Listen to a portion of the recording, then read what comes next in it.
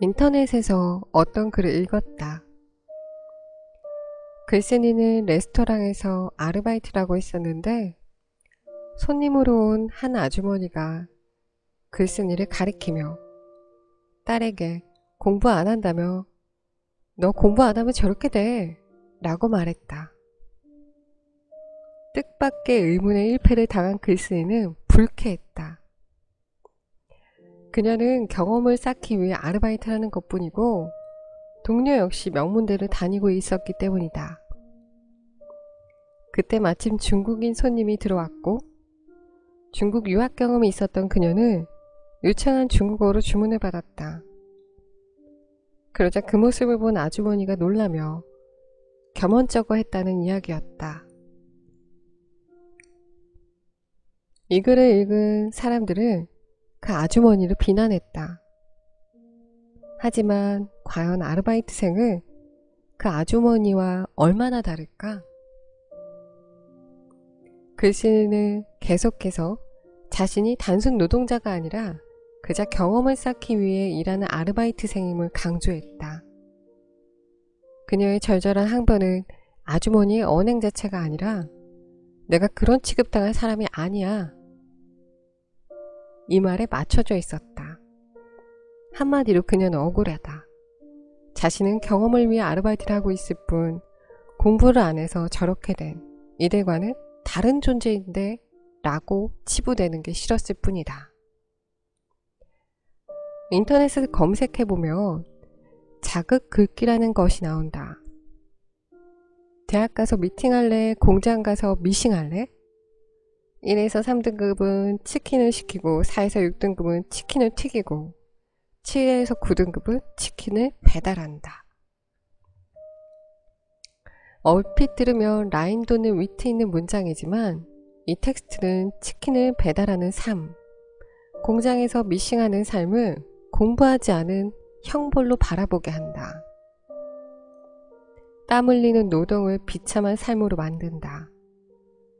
그리고 이 텍스트 속에서 우리는 노동자에 대한 무시와 차별을 머릿속에 기본 OS로 장착하게 되는 것이다.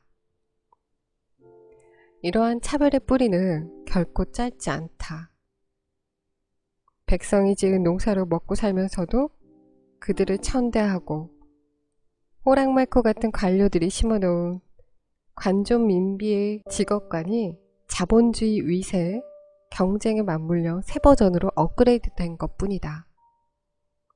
이 차별의 OS는 직업 간의 임금차를 좁히지 못하게 하고 그건 다시 차별을 강화한다. 자, 그렇다면 무엇이 문제일까? 이 문제는 단지 만인이 평등하다는 휴머니티 관점에만 있는 게 아니다. 아이들은 공부를 안 하면 저렇게 된다는 말을 듣고 온갖 자극 글귀를 읽으며 당연히 드라마 속의 커리어우먼이나 비즈니스맨이 되는 미래만을 그린다. 그러나 현실의 많은 이들이 육태 노동자로 살아가며 평범한 직장에서 을의 삶을 마주한다. 드라마 세트장 같은 곳에서만 살 줄 알았던 이들이 어린 시절 자신이 무시했던 삶으로 들어와 있다는 것, 그 사실을 과연 어떻게 받아들일 수 있을까? 미래에 대한 과대망상과 차별의 OS가 평범한 자신에 대한 수치심으로 돌아오는 것이다. 자신이 그들과 같다는 걸 도저히 인정할 수 없는 것. 노동자 계급의 연대가 어려운 이유 역시 이 자기 혐오에 서 있다고 생각한다. 노동자에 대한 차별과 멸시의 부작용은 다른 쪽에서도 진행된다. 은근히 차별과 멸시를 품고 치킨 배달을 하지 않기 위해 공장에서 미싱을 하지 않기 위해 안간힘을 쓰는 것. 그 속에선 배움에 대한 유의와 호기심은 없다. 무시와 추락에 대한 불안을 동력으로 공부하고 불안이 줄어들면 자극글귀를 찾으며 불안을 충전한다.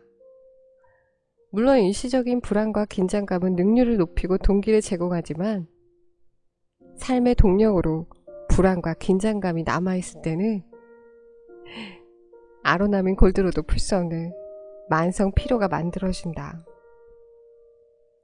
부모가 자식의 행복을 위한다면 내뱉던 그 말들이 자식의 만성적인 불안을 내몰았던 것이다. 그렇게 해서 원하는 곳에 닿으면 만사가 형통할까? 차별과 멸시에 대한 공포로 얻은 성취는 오만이 뒤따른다. 다른 내면에 힘없이 오만만 증식하는 건 안전장치 없이 고층 빌딩 위에 서 있는 것과 비슷하다. 상시적인 고소공포증, 즉 추락에 대한 공포감만이 커질 뿐이다. 게다가 오만이 클수록 추락의 충격도 클 수밖에 없다.